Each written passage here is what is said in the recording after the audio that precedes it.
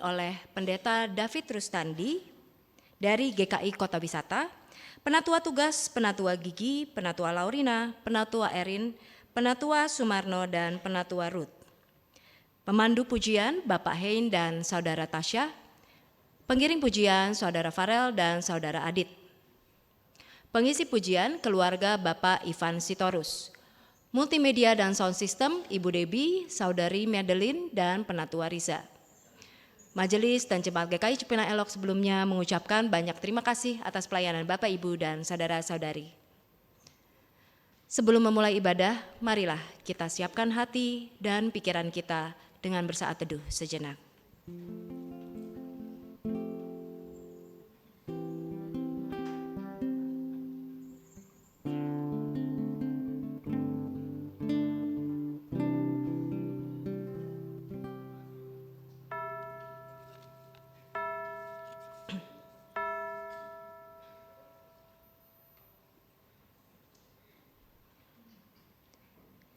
Inilah pintu gerbang Tuhan, orang benar akan masuk ke dalamnya. Aku hendak meninggikan Engkau. Bersyukurlah kepada Tuhan sebab Ia baik, sesungguhnya untuk selama-lamanya kasih setianya. Tuhan itu kekuatanku dan mazmurku, Ia telah menjadi keselamatanku. Dengan bangkit berdiri, mari kita nyanyikan Sungguh Mulia dari KK 194 ayat 1 hingga 3.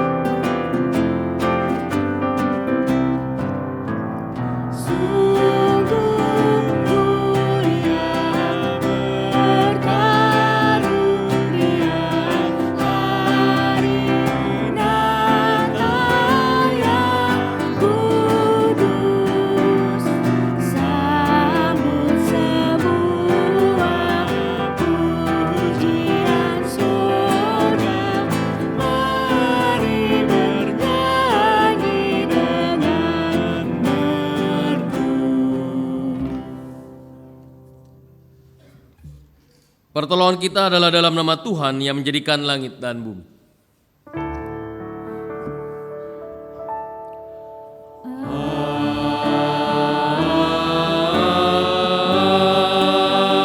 Amin. Amin.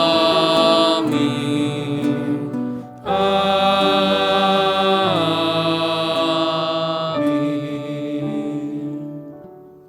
Tuhan beserta saudara. Dan beserta saudara juga.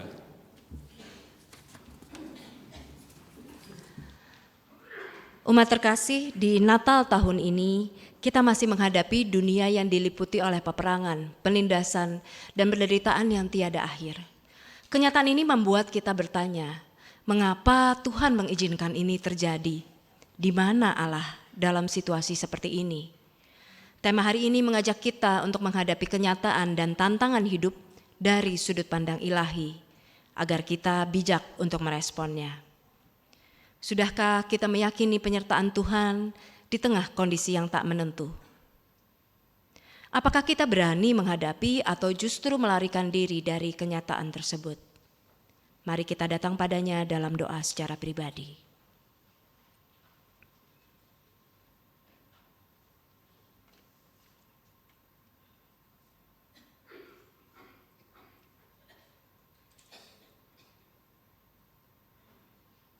Allah Maha Kasih, terkadang kami meragukan kehadiran-Mu, kurang bijak dalam mengambil keputusan, lebih mementingkan kenyamanan diri di tengah tantangan dan penderitaan.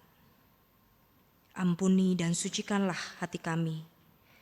Baharuilah kami dengan Roh Kudus-Mu, agar kami mampu menghadapi tantangan dengan hikmat-Mu. Dalam nama Tuhan Yesus, Sang Anak Lembut, kami berdoa. Amin.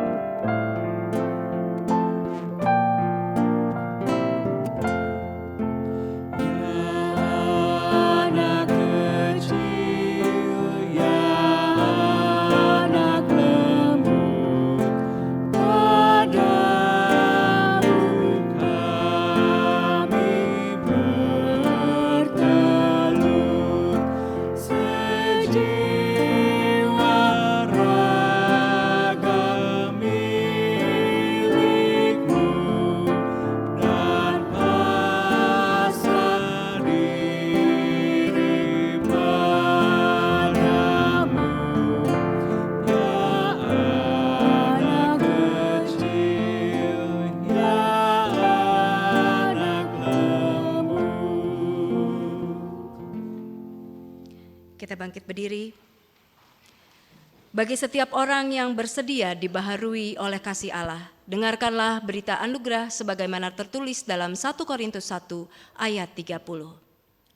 Namun oleh Dia kamu berada dalam Kristus Yesus, yang oleh Allah telah menjadi hikmat bagi kita.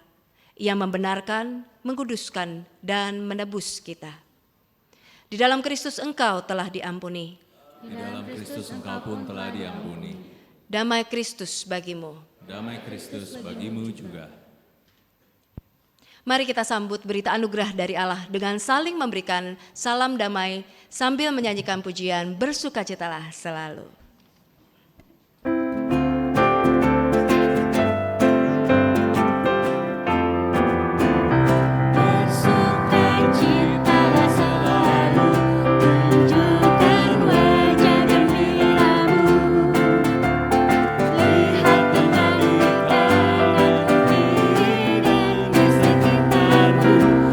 Berikan salam damai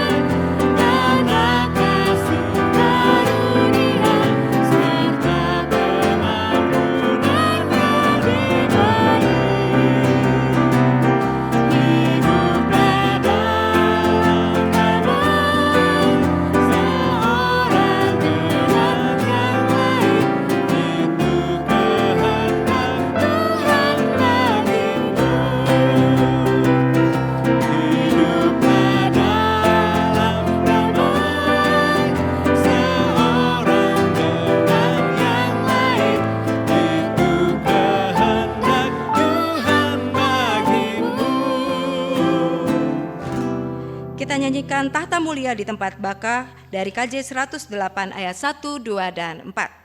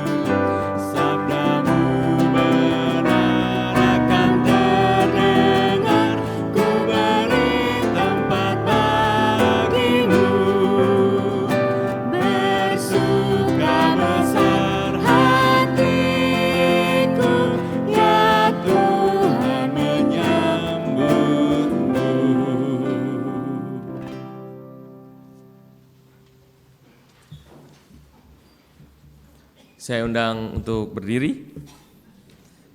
Maaf, duduk dulu. Jadi ini, soalnya ada tulisannya di situ, dibaca Injil. Kita berdoa dulu, mari Bapak dan Ibu, kita berdoa terlebih dahulu.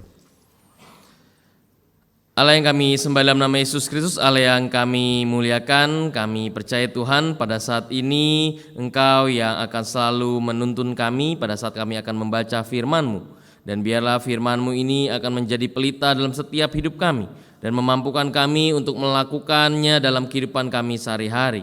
Kami berbagi dalam kehidupan kami, keluarga kami, dalam pekerjaan kami, dan juga di dalam pelayanan kami dimanapun kami berada. Tuhan Yesus, mampukanlah kami sehingga di hari-hari dalam perjalanan hidup kami tahu banyak tantangan yang terjadi, tapi melalui firman-Mu kami dikuatkan dan dimampukan untuk bereaksi dengan bijak dan lebih lagi Tuhan menjadi lebih baik lagi hari lepas hari. Terima kasih ya Tuhan, kami berdoa hanya dalam nama Yesus Kristus, Tuhan dan Juru Selamat kami yang hidup. Amin. Mari Bapak dan Ibu, kita akan bangkit berdiri, kita akan membaca pembacaan Injil kita dari Injil Matius 2 ayat 13 sampai dengan yang ke-23. Injil Tuhan kita Yesus Kristus menurut Matius 2 ayat 13 sampai dengan yang ke-23. Setelah orang-orang Majus itu berangkat, tampaklah malaikat Tuhan kepada Yusuf dalam mimpi dan berkata, "Bangunlah, ambillah anak itu serta ibunya, larilah ke Mesir dan tinggallah di sana sampai aku berfirman kepadamu, karena Herodes akan mencari anak itu untuk membunuh dia." Yusuf pun bangun dan mengambil anak itu serta ibunya malam itu juga, lalu menyingkir ke Mesir dan tinggal di sana hingga Herodes mati. Hal itu terjadi supaya digenapi apa yang difirmankan Tuhan melalui nabi, "Dari Mesir kupanggil anakku." Ketika Herodes tahu bahwa ia telah diperdaya oleh orang-orang Majus itu, ia sangat marah. Lalu ia menyuruh membunuh semua anak di Betlehem dan seluruh wilayah di sekitarnya, yaitu anak-anak yang berumur 2 tahun ke bawah, sesuai dengan waktu yang ditanyakan dengan teliti kepada orang-orang Majus itu. Dengan demikian digenapi firman yang disampaikan melalui Nabi Yeremia. "Dan dengarlah suara di Rama, tangis dan ratap yang amat sedih. Rahel menangisi anak-anaknya dan ia tidak mau dihibur sebab mereka tidak ada lagi. Setelah Herodes mati, tampaklah malaikat Tuhan kepada Yusuf dalam mimpi di Mesir. Katanya, bangunlah, ambillah anak itu serta ibunya dan berangkatlah ke tanah Israel, karena mereka yang hendak membunuh anak itu sudah mati. Yusuf pun bangun dan mengambil anak itu serta ibunya, lalu pergi ke tanah Israel. Namun setelah didengarnya bahwa Arkelaus menjadi raja di Yudea menggantikan Herodes ayahnya, ia takut ke sana. Setelah diperingatkan dalam mimpi, pergilah Yusuf ke daerah Galilea. Setibanya di sana ia pun tinggal di sebuah kota yang bernama Nazaret. Hal itu terjadi supaya digenapi firman yang disampaikan melalui nabi-nabi bahwa ia akan disebut orang-orang Nazaret. Demikianlah Injil Yesus Kristus. Berbahagialah kita yang mendengarkan firman Allah dan yang memeliharanya. Haleluya.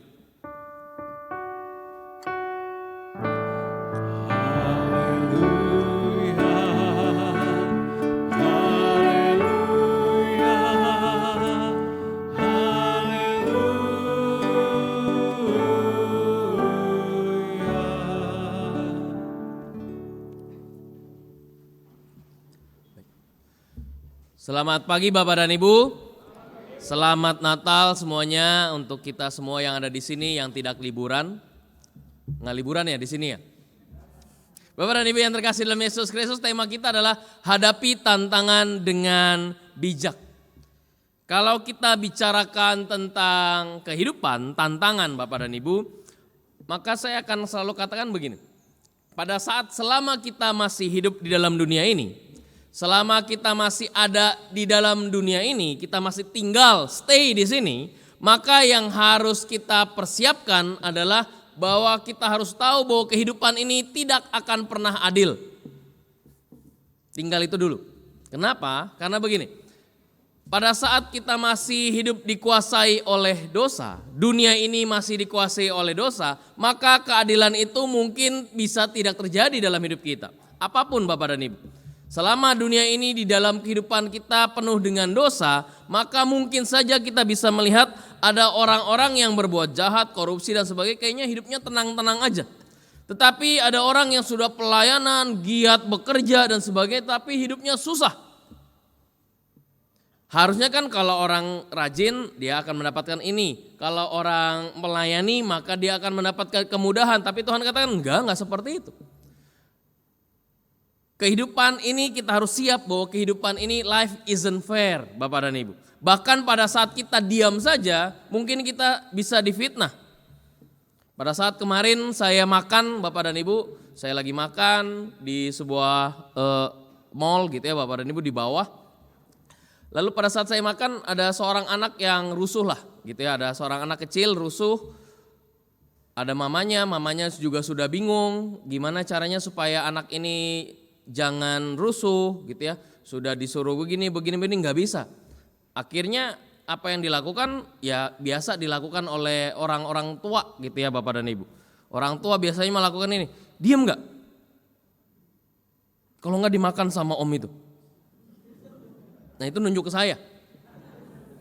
Bahkan dalam kediaman pun kita bisa difitnah Bapak dan Ibu ya. Jadi saya nggak ngapa-ngapain, saya nggak melakukan apa-apa, saya tidak menyentuh anak itu, saya bisa dibilang bahwa nanti dimakan sama om itu. Ya tinggal lihat anak itu lihat saya lihat dia. Bapak dan Ibu yang terkasih dalam Yesus Kristus, bahwa kehidupan itu kadang-kadang bisa seperti itu. Naik mobil, kecepatannya sesuai dengan peraturan lalu lintas, bisa kecelakaan nggak? Kenapa? Karena ada orang yang mungkin tidak mematuhi peraturan lalu lintas.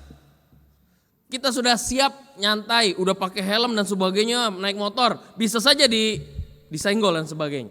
Nah, harusnya kan kalau ngikutin peraturan lalu lintas itu semuanya baik-baik saja. Tapi selama kita masih hidup di dalam dunia yang mungkin saja ada orang-orang yang tidak melakukan sesuai dengan perbuatan, maka yang terjadi adalah setertib-tertibnya kota Singapura Bapak dan Ibu. Setertib-tertibnya mobil di sana. Kalau kita di sini kan di Indonesia kalau kita jalan, nyebrang jalan itu kan perlu dengan iman. Betul gak? kekuatan iman dan kekuatan tangan. Dengan kita jalan gitu semua mobil pada minimal berhenti. Kalau nggak berhenti ya udah berarti hidupan kita yang berhenti gitu ya. Jadi pada saat kalau di Singapura kalau kita lagi jalan udah siap di zebra cross maka mobil itu pasti akan otomatis berhenti. Mereka sudah biasa. Saya bilang wah tertib dan sebagainya. Saya sudah sampai bilang bahwa wah ini begini luar biasa. Tapi ternyata pada saat saya jalan juga saya ngelihat ada mobil yang jar. Pada saat saya bilang ternyata di sini bisa kecelakaan juga.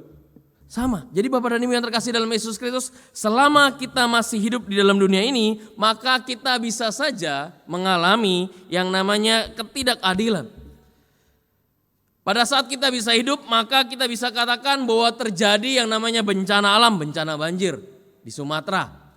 Bapak dan Ibu kan nggak ada yang inginkan seperti itu.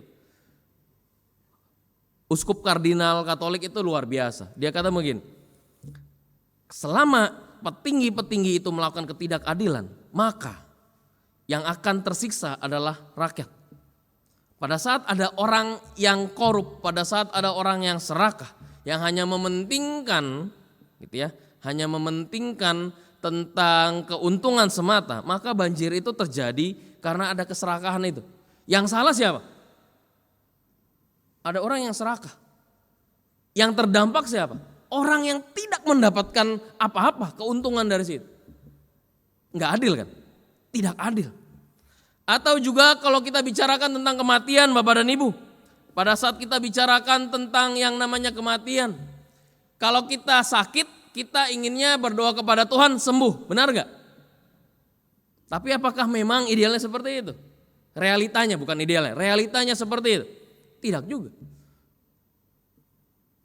Pada saat kita bicarakan tentang orang yang kita sayangi, tiba-tiba dipanggil oleh Tuhan dengan cepat. Kita tidak mengharapkan itu. Atau juga kita bisa katakan bahwa terjadi yang namanya kerusuhan, demonstrasi besar-besaran. Itu bisa terjadi dalam setiap kehidupan kita Bapak dan Ibu. Maka kita akan bertanya di mana Allah? Di mana Tuhan?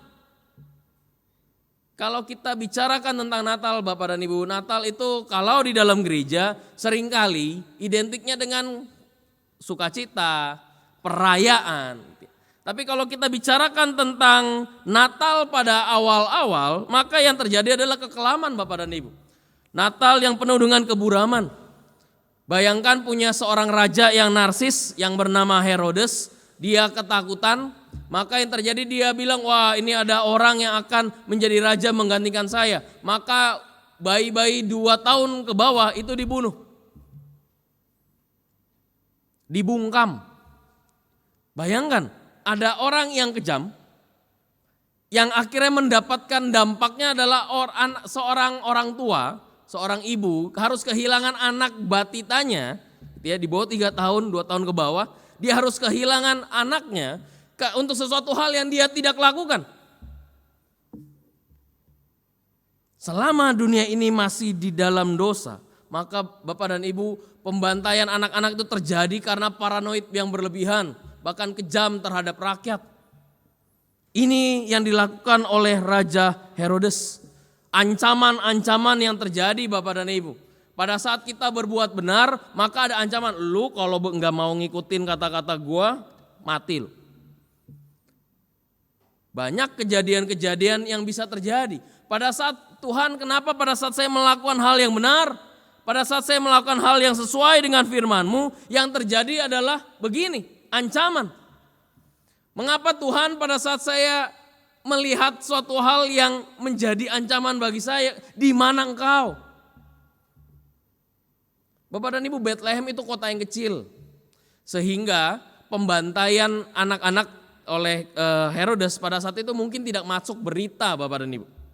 Tidak masuk berita, kenapa? Karena kota kecil. Kalau kita bayangkan, oh anak-anaknya ada ratusan, enggak juga. Desa kecil yang kemungkinan anak kecil itu sedikit karena kebanyakan orang pasti ke Yerusalem.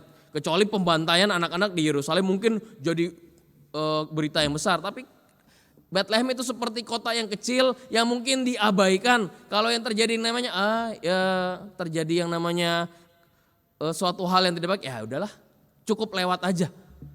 Banyak kan juga kejadian-kejadian di Indonesia yang harusnya kita care tetapi ya sudah lewat. Contoh bencana Sumatera Bapak dan Ibu, akhirnya orang pada lupa. Semua ingatnya gosip. Ya kan? Di berita-berita Instagram aja. Berita tentang Sumatera dan sebagainya pasti di cover dengan gosip dari artis.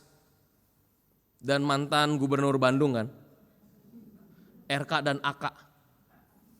Itu setiap, wah ini sampai akhirnya orang teralihkan ke situ.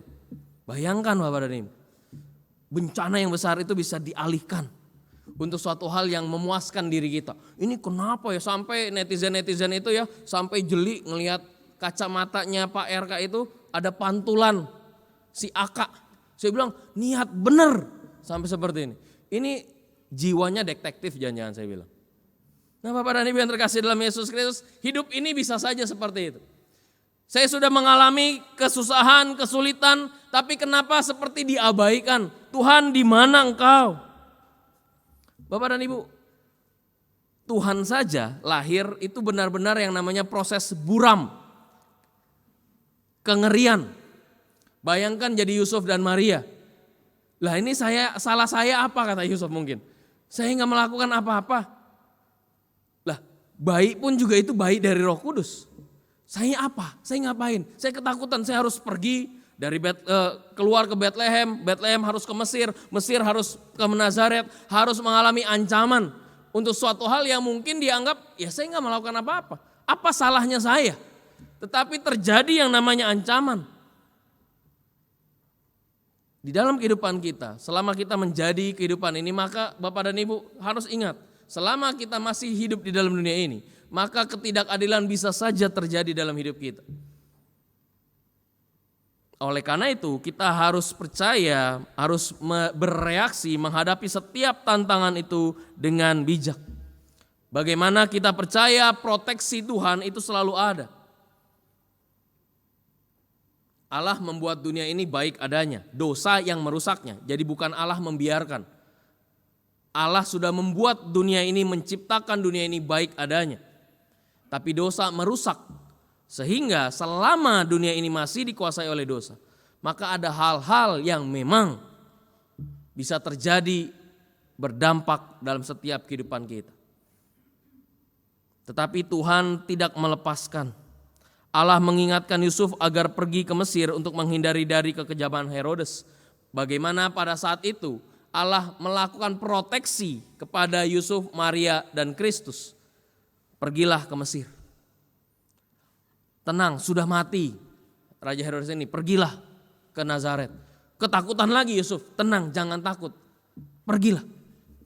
Bagaimana kita percaya bahwa Allah mengingatkan Yusuf agar tetap pergi kemanapun yang dia lakukan.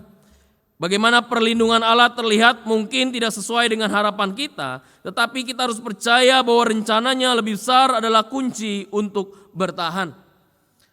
Bapak dan Ibu yang terkasih dalam Yesus Kristus, penderitaan bisa saja terjadi dalam kehidupan kita. Namun di sinilah kita harus menghadapi tantangan itu. Yang harus kita katakan bahwa ya hidup ini mungkin tidak adil. Tapi saya percaya di dalam ketidakadilan yang terjadi dalam dunia ini, bahwa saya harus tetap bertahan karena Tuhan selalu beserta saya. Kalau kemarin bicarakan tentang Immanuel Bapak dan Ibu. Immanuel itu kan Allah yang ada dua. Allah yang melampaui kita dan Allah yang beserta kita. Allah yang luar biasa yang mau terus beserta kita. Sama seperti kita. Pada saat kita menghadapi tantangan ini, pada saat kita menghadapi kesulitan-kesulitan yang terjadi, ada yang kena penyakit, ada yang mengalami PHK, ada yang usahanya bangkrut, ada yang ditipu ratusan juta, ada yang dikhianati oleh pasangan.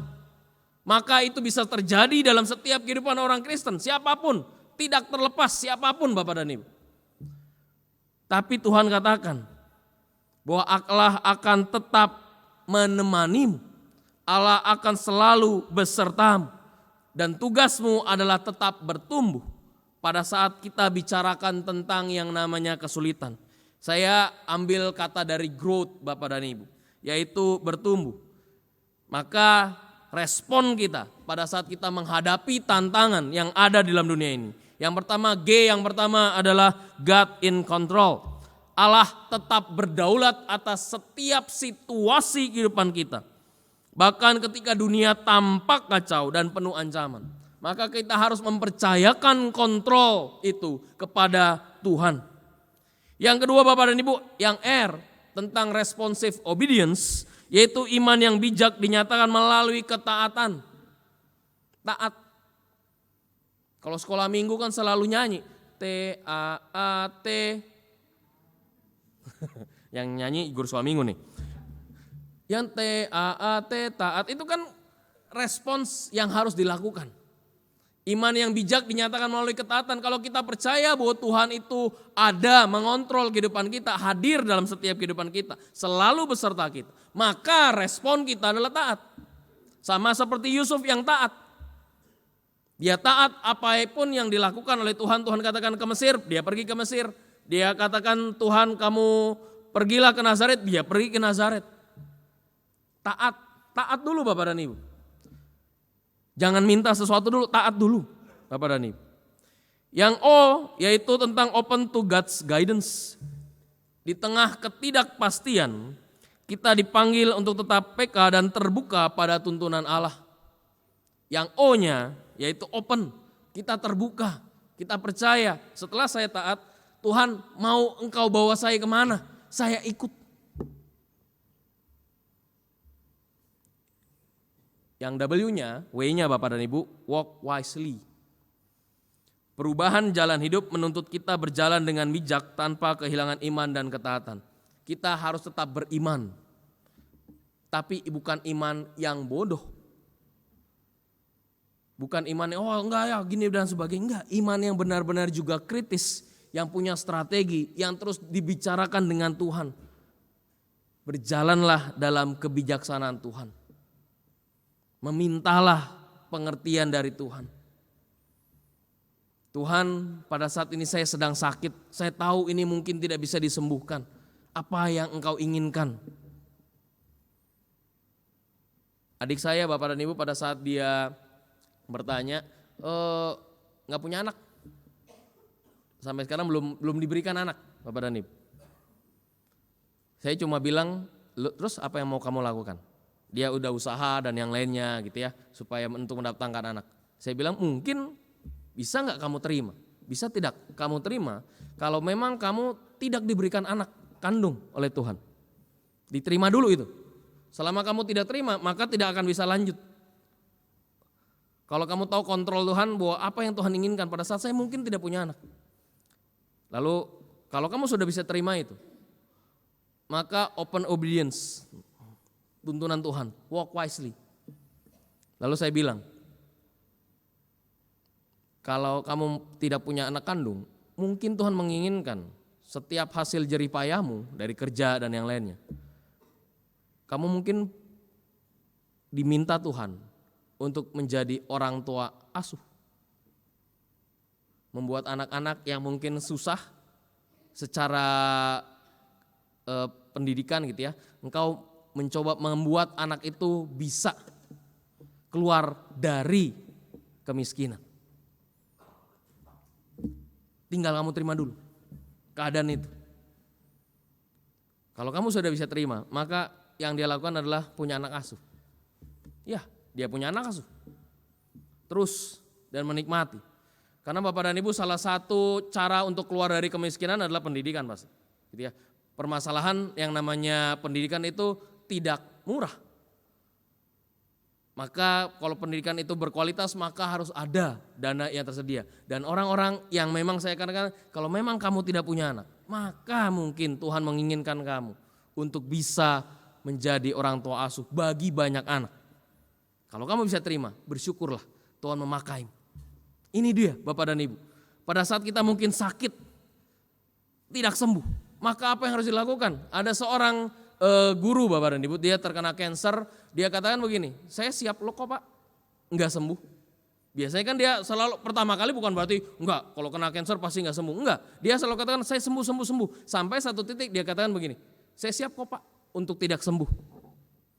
Tetapi selama waktu yang Tuhan berikan, saya mau sharing, berbagi. Jadi dia buat komunitas Bapak dan Ibu. Komunitas untuk saling menguatkan satu dengan yang lain. Terima dulu. Misalnya saya nggak bilang nanti nggak sembuh, bukan. Itu biarkan itu menjadi hak Tuhan. Hadapi setiap tantangan ini dengan bijak. Itu yang walk wisely-nya Bapak dan Ibu. Yang T, bicarakan trust his purpose. Sekalipun rencana Tuhan berubah, rencana kita beda, tetapi tujuan Allah tidak akan pernah gagal atau keliru. Kalau Tuhan menginginkan kamu memang tidak diberikan ini, tapi aku mau kamu begini. Maka lakukan itu, taat dulu, obedience dulu.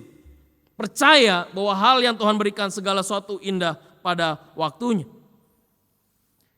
Yang berikutnya adalah hak Bapak dan Ibu, hold on to hope. Pengharapan kepada Tuhan memberikan kekuatan untuk bertahan dan setia sampai akhir.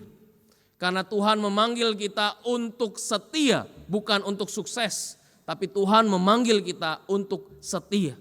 Maka pada saat kita menghadapi tantangan itu, maka ada keadaan-keadaan yang mungkin tidak bisa kita ubah Bapak dan Ibu. Kita harus menerima yang tidak bisa kita ubah itu. Dan kita harus berpikir apa yang Tuhan inginkan dalam keadaan itu. Maka saya harus berusaha seperti ini. Banyak hal-hal, kejadian-kejadian yang tidak bisa kita ubah Bapak dan Ibu. Tapi apa yang Tuhan inginkan, yang itu yang harus kita cari. Sampai akhirnya nanti kita akan katakan, Tuhan terima kasih.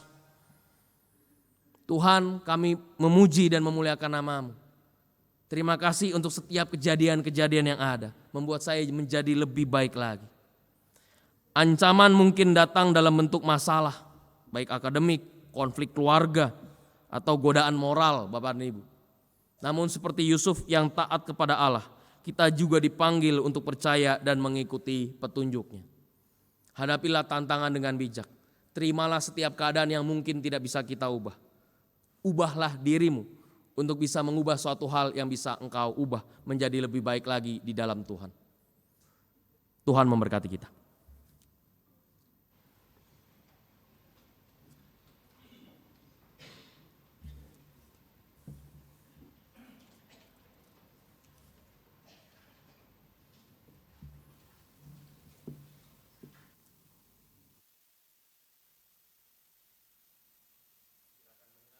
Pujian dari keluarga Ivan Sitorus.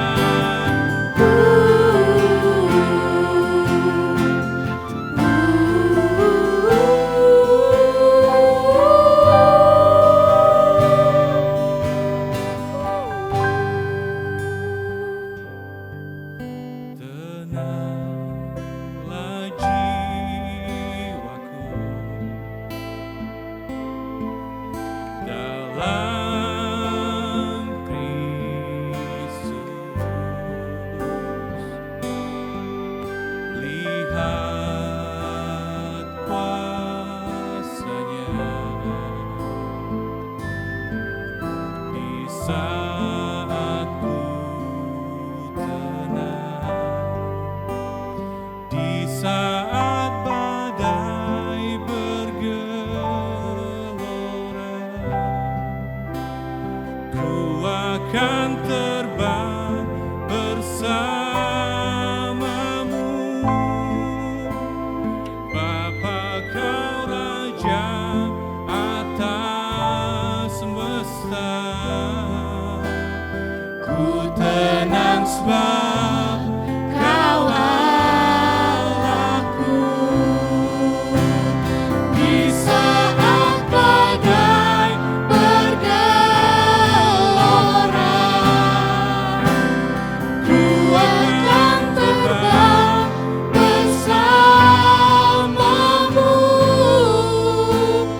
Bapa, kau Raja atas semesta, ku tenang sebab kau Allahku. Ku tenang sebab kau Allahku.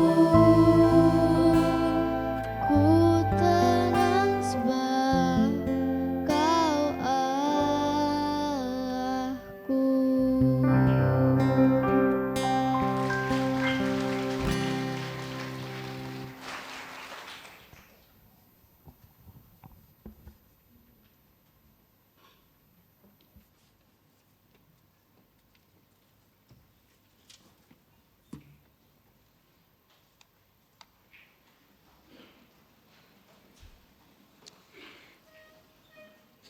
Marilah kita bersama dengan umat Allah di masa lalu, masa kini, dan masa depan kita mengucapkan pengakuan iman rasuli demikian.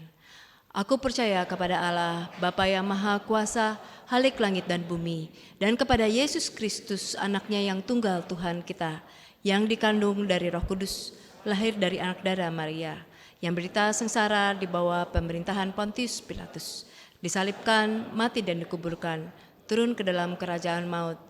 Pada hari yang ketiga bangkit pula dari antara orang mati, naik ke surga, duduk di sebelah kanan Allah, Bapa yang Maha Kuasa. Dan dari sana ia akan datang untuk menghakimi orang hidup dan yang mati. Aku percaya kepada Roh Kudus, gereja yang kudus dan am, persekutuan orang kudus, pengampunan dosa, kebangkitan orang mati, dan hidup yang kekal. Amin. Umat dipersilahkan duduk.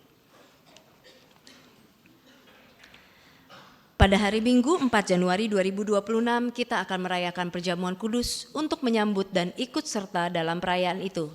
Marilah kita mempersiapkan diri bersama-sama. Pada perjamuan malam terakhir, Kristus menghendaki kita merayakan perjamuan kudus untuk mengenangnya.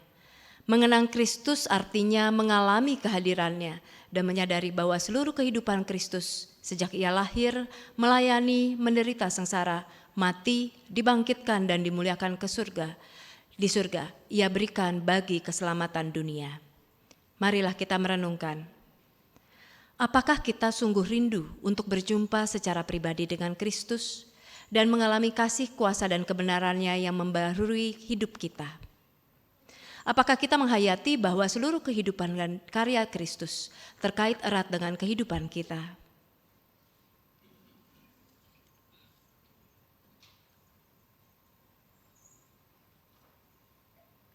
Pada perjamuan malam terakhir ketika Kristus memecah roti dan mengangkat cawan, ia membagikan tubuh dan darahnya sendiri kepada murid-muridnya.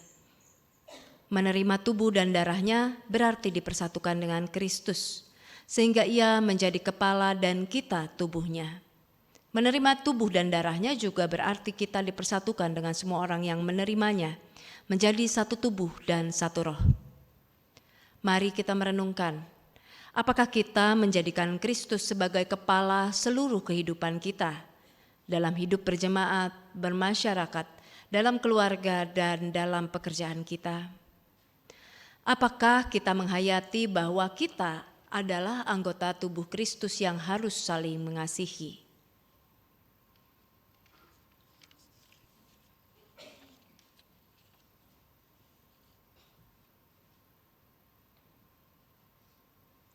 Ketika kita bersatu dengan Kristus, roti hidup yang dipecah-pecahkan bagi dunia ini, kita pun dipersatukan dalam kematian dan kebangkitan Kristus. Dipersatukan dengan Kristus berarti diutus untuk mengosongkan dan menyangkal diri, memikul salib dan mengikut Kristus. Juga berarti untuk memberi hidup kita demi keselamatan dunia. Mari kita merenungkan, apakah kita rela berkorban dan menjadi berkat bagi sesama? Sebagai anggota tubuh Kristus di tengah dunia, sudahkah kita menjadi mata dan telinga bagi Kristus? Melihat, mendengar, serta peduli terhadap kebutuhan dan masalah sesama kita. Sudahkah kita menjadi mulut bagi Kristus yang menyuarakan kebenaran dan keadilan? Sudahkah kita menjadi tangan bagi Kristus yang berkarya memperjuangkan damai sejahtera di muka bumi?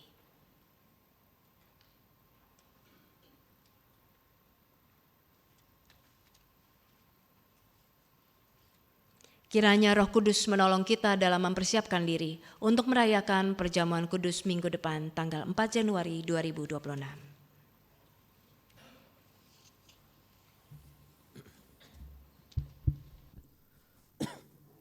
Mari Bapak dan Ibu kita menaikkan syafaat kita. Allah yang kami sembah dalam nama Yesus Kristus, Allah yang kami muliakan, kami pada saat ini ingin menaikkan setiap doa syafaat kami. Kami berdoa untuk bangsa dan negara kami berdoa agar setiap tata kerja pemerintah dalam hal ini pemberantasan korupsi, pembantuan bencana alam Tuhan bisa terjadi dengan baik Tuhan, dengan bijak.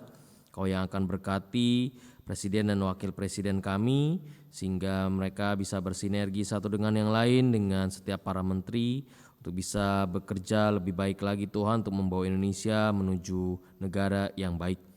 Kami juga berdoa Tuhan untuk setiap penanganan bencana alam di daerah Aceh, Sumatera Utara, Sumatera Barat, Lumajang, dan Cirebon. Kau yang akan berkati satu persatu Tuhan pada saat mereka banyak kehilangan harta benda, banyak kehilangan orang yang mereka sayangi Tuhan untuk sebuah hal yang mungkin tidak mereka lakukan. Tuhan Yesus jaga, Tuhan Yesus bantu melalui setiap bantuan yang dari lembaga-lembaga, baik dari gereja, perorangan Tuhan. Dan juga bagaimana Engkau mengingatkan tanggung jawab pemerintah Tuhan untuk bisa meringankan saudara-saudara kami yang terkena dampak bencana tersebut. Tuhan Yesus jaga mereka, Tuhan Yesus kuatkan mereka. Kami juga berdoa Tuhan untuk setiap pergumulan umat, kami berdoa untuk setiap warga senior, Ibu Julia Iskandar, Ibu Murnila Zebua, Ibu Esterlin Wibowo, Ibu Restu, Ibu Supia, dan Ibu Agus. Kami juga berdoa untuk yang saat ini sedang sakit, Opung Tigan, Ibu Hidayani, Ibu Leonora Apakan, Ibu Maria Siswati, Ibu mertua dari Ibu Desinia Oktaviani, Pendeta Nathan Karangan, besan dari Penatua Sumarno, Bapak Oni Ingkiriwang Tuhan, dan juga yang sedang dalam pemulihan Ibu Abel Amalo, Ibu Saryana, Ibu Pingkan Lantang, Ibu Dian Damayanti, Ibu Melina Lim, Bapak Porindra Arif, Bapak Tony Magani, Bapak Adi Resanata, dan Bapak Masaniat Zega. Kami berdoa untuk saudara-saudara kami Tuhan yang kami doakan, untuk yang warga senior yang saat ini sedang sakit, yang sedang dalam pemulihan. Tuhan jaga mereka, Tuhan mampukan mereka untuk tetap percaya kepadamu. Engkau akan terus memberikan kekuatan yang sedang sakit, dan Engkau yang juga jamah Tuhan atas kehendak-Mu saja kesembuhan bisa terjadi. Yang sedang dalam pemulihan Tuhan, Engkau akan terus membuat mereka bisa mengumpulkan tenaga mereka untuk bisa kembali aktif lagi melakukan aktivitas mereka sehari-hari. Tuhan Yesus, kami juga berdoa Tuhan untuk setiap proses pencarian penatua baru, Engkau yang akan berkati sehingga setiap penatua yang ada bisa terpanggil Tuhan untuk melayani terkhususnya di GKI Cipinang Elok ini. Tuhan Kau jaga sehingga setiap proses ini dapat berjalan dengan baik dan para majelis jemaat Tuhan bisa menggunakan setiap hal-hal yang ada sehingga mereka menjadi pemimpin di gereja ini, bisa membawa GKI Cipinang Elok menuju gereja yang lebih baik lagi. Engkau juga berkati setiap pendeta, Budiana, dan juga Pak Handri Tuhan. Engkau yang akan terus menyertai mereka Tuhan sehingga mereka dapat menjadi gembala yang terus menuntun setiap umat-Mu Tuhan yang ada di tempat ini. Tuhan Yesus, kami juga berdoa untuk setiap pengamanan menjelang tahun baru, Kau yang akan berkati satu persatu Tuhan, sehingga pada saat acara nanti kebaktian tahun baru ataupun pada saat nanti kebaktian malam tahun baru, sehingga dapat berjalan dengan baik dan segala hal dijauhkan dari segala hal yang tidak kami harapkan Tuhan. Tuhan Yesus, kami juga berdoa untuk setiap permasalahan pribadi, pencarian pekerjaan, pasangan hidup, belum memperoleh anak, tekanan ekonomi, keharmonisan keluarga. Tuhan, banyak hal-hal yang bisa terjadi dalam setiap keluarga pribadi lepas pribadi Tuhan. Tapi biarlah tantangan itu bukan menjadi sebuah hal yang membuat kami undur imannya, melainkan kami tetap bertahan, kami tetap yakin dan percaya bahwa ada kontrol-Mu Tuhan dalam setiap kehidupan kami. Kami percaya bahwa kami harus tetap taat dan bagaimana kami tetap bertumbuh hanya di dalam-Mu. Tuhan Yesus, Engkau yang akan sertai sehingga kami mampu untuk berjalan dalam setiap permasalahan-permasalahan yang ada.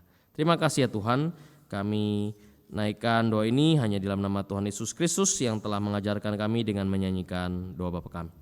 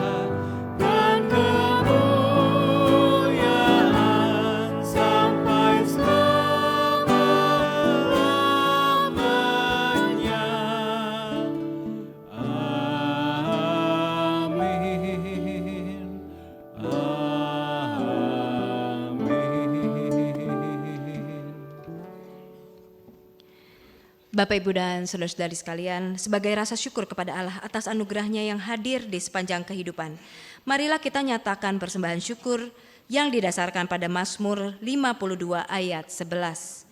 Aku hendak bersyukur kepadamu selama-lamanya, sebab Engkau telah bertindak.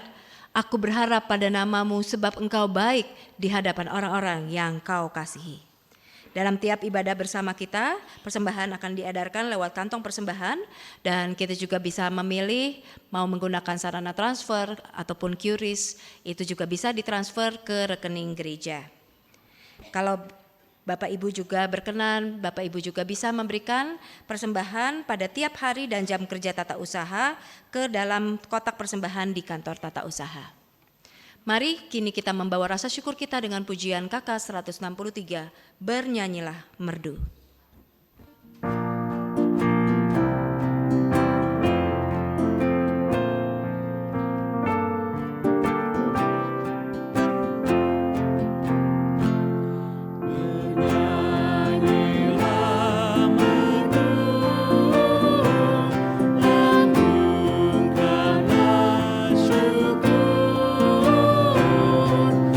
Juru selamatku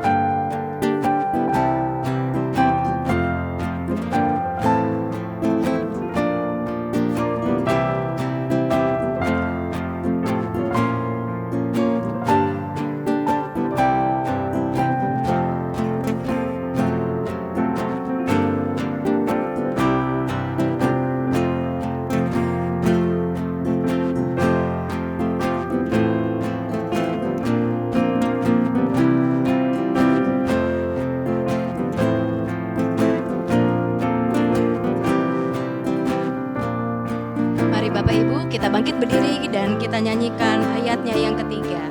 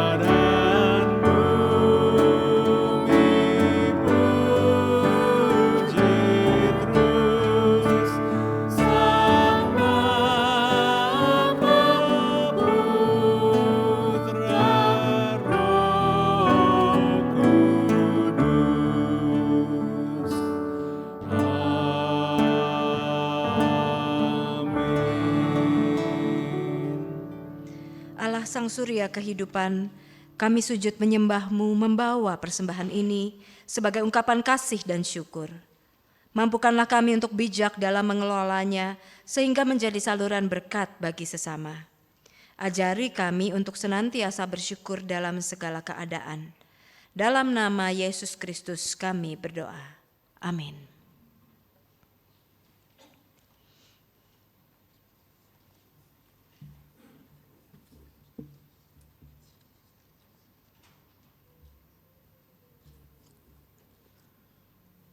Umat yang terkasih dalam Yesus Kristus, hadapilah tantangan dengan bijak. Percayalah bahwa Yesus hadir dan akan selalu menyertai.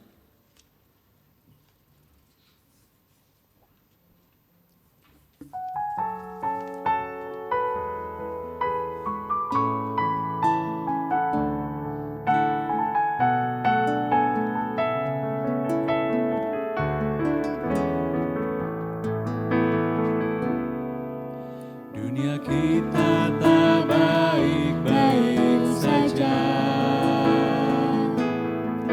semesta mengerang di dalam Dia, kebenaran terbungkam, keadilan terberi, pementingan diri makin menjadi.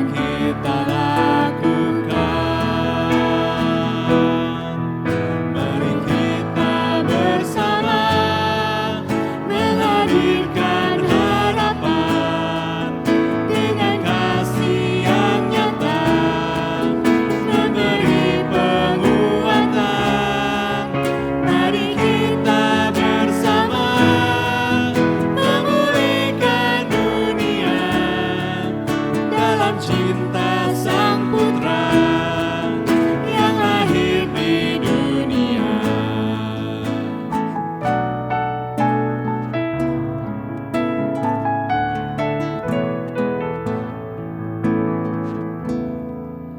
Terkejut gembala karena malaikat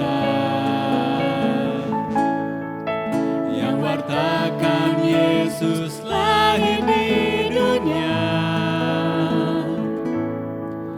Berkatalah mereka satu dengan lainnya, mari kita pergi dan melihatnya.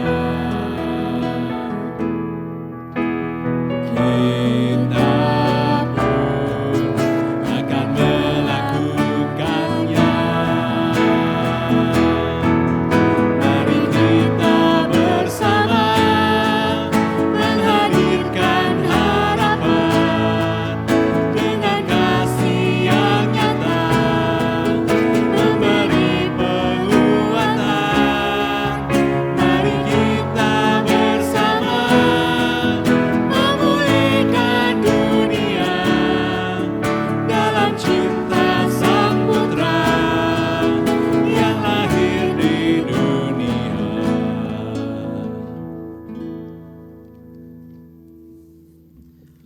Arahkanlah hatimu kepada Tuhan, Kami mengarahkan hati kami kepada Tuhan. jadilah saksi Kristus. Syukur kepada Allah, Terpujilah Tuhan. kini dan selamanya. Kini pulanglah dalam damai sejahtera dan terimalah berkat dari Tuhan. Kiranya Allah Bapa melindungi dan menjagamu dengan kuasa-Nya. Kiranya Yesus Kristus yang kelahirannya membawa pengharapan merahmatimu untuk tetap percaya pada janji penyertaan-Nya. Kiranya Roh Kudus memberimu kebijaksanaan untuk menghadapi tantangan dengan iman. Amin.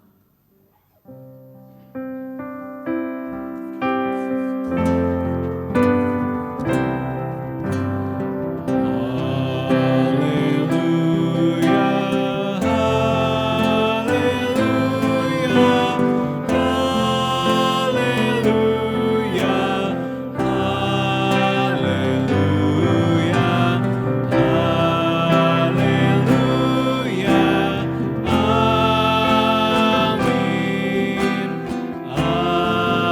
amin, amin.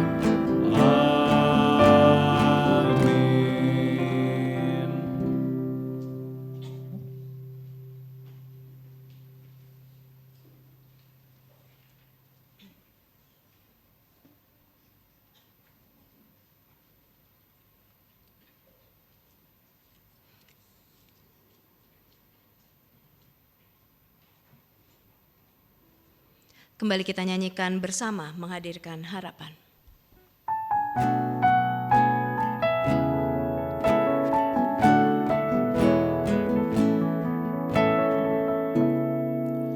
Terkejut gembala karena malaikat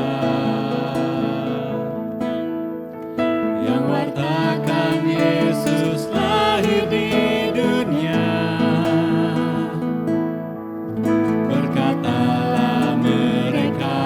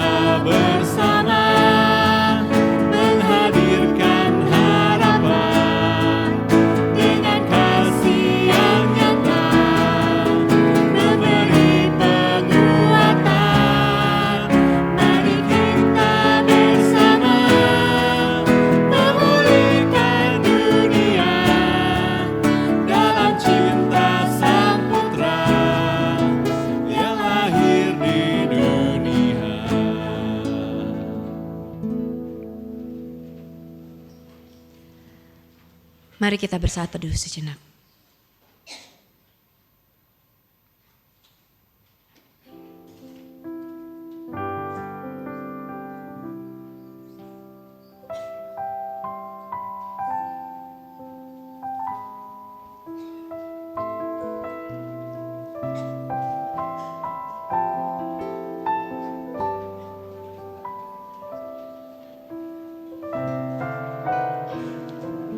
Sebelum kita meninggalkan ruang atau gedung gereja, kami juga ingin mengingatkan untuk kegiatan sepekan kita berikut ini.